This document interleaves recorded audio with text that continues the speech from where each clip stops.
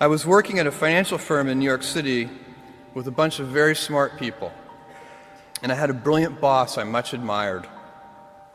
I went to my boss and told him I was going to start a company selling books on the internet. He took me on a long walk in Central Park, listened carefully to me, and finally said, "That sounds like a really good idea, but it would be an even better idea for someone who didn't already have a good job." You can have a job, or you can have a career, or you can have a calling. And if you can somehow figure out how to have a calling, you have hit the jackpot, because that's the big deal. Bezos 25 years ago, and he told me, "Dave, I want you to invest in my company." "What are you doing?" "I'm gonna start a bookstore in my garage." "Okay, and I'm gonna put it online. People buy online, and I'm gonna ship out of my garage. But if you invest in me, Dave, someday I'm gonna be the richest man in the world. I'll do over $100 billion.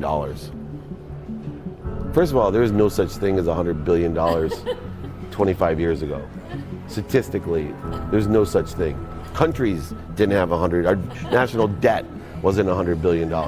And this dude's telling me at 26 years old that he's gonna be the richest man in the world because he has a garage and the internet? That was his truth. No, but he did not know it, and neither did I. But the difference between him and I is I was laughing, scoffing, and jesting at him, and he was already applauding himself, going, at the right way, at the perfect time, I'm gonna make as much as I can as quickly. And I'm sitting there going, there's no way this is gonna be a big business. Do something you're very passionate about, and don't try to chase what is kind of the hot passion of the day. Seen in that light, it really was a difficult choice, but ultimately, I decided I had to give it a shot. I didn't think I'd regret trying and failing, and I suspected I would always be haunted by a decision to not try at all.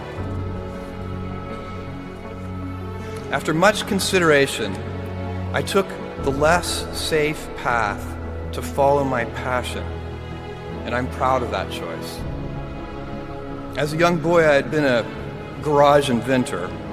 I'd invented an automatic gate closer out of cement-filled tires, a solar cooker that didn't work very well out of an umbrella and aluminum foil, baking pan alarms to entrap my siblings. I'd always wanted to be an inventor, and she wanted me to follow my passion. There's a military phrase that I especially love, and it says, "Slow is smooth and smooth is fast." And I have seen that in every endeavor I've ever been in. That's the kind of thing that really allows you to make progress. You know, you get certain gifts in life and you want to take advantage of those, but I guess my advice on adversity and success would be to be proud not of your gifts, but of your hard work and your choices. So, you may be, the kinds of gifts you get in life, you might be really good at math. It might be really easy for you. That's a kind of gift. But practicing that math and taking it to the next step, that could be very challenging and hard, and take a lot of sweat. That's a choice. You can't really be proud of your gifts because they were given to you. You can be grateful for them and thankful for them. But your choices, you choose to work hard. You choose to do hard things. Those are choices that you can be proud of. You can choose. We all get to choose our life stories, and it's the choices that define us, not our gifts. Everybody in this room has many gifts. I have many gifts. You can never be proud of your gifts because they're gifts. They were given to you. You might be tall, or you might be really good at math, or you might be extremely beautiful or handsome, or there are many gifts, and you can only be proud really of your choices because those are the things that you are acting on. And one of the most important choices that each of us has, and you know this just as well as I do, is you can choose a life of ease and comfort, or you can choose a life of service and adventure. And when you're 80, which one of those things do you think you're going to be more proud of? You're going to be more proud of having chosen a life of service and adventure. There's never been a better time to be alive. I mean, it's just incredible the amount of inspiration that the world generates for me, and I think for a lot of people. It's insane, the amount of change and invention and opportunity. Your life, the life you author from scratch on your own, begins. How will you use your gifts? What choices will you make? Will inertia be your guide, or will you follow your passions?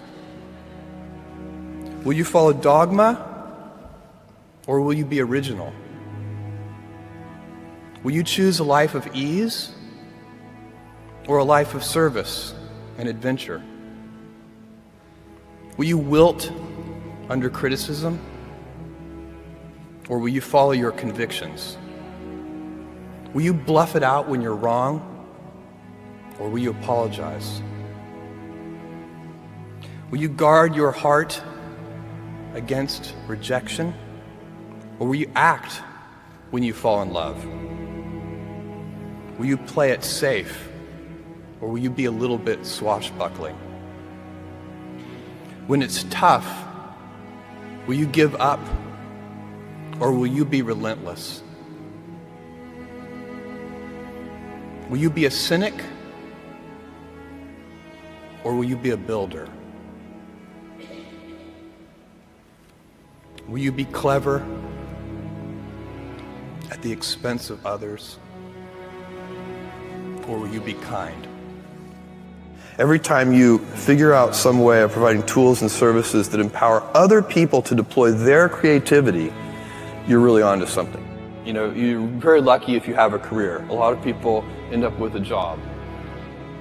If you don't love your work, you're never going to be great at it. Jules Verne, Mark Twain, Galileo, Newton, all the curious from the ages would have wanted to be alive, most of all, right now. As a civilization, we will have so many gifts, just as you as individuals have so many individual gifts as you sit before me. How will you use these gifts? And will you take pride in your gifts or pride in your choices?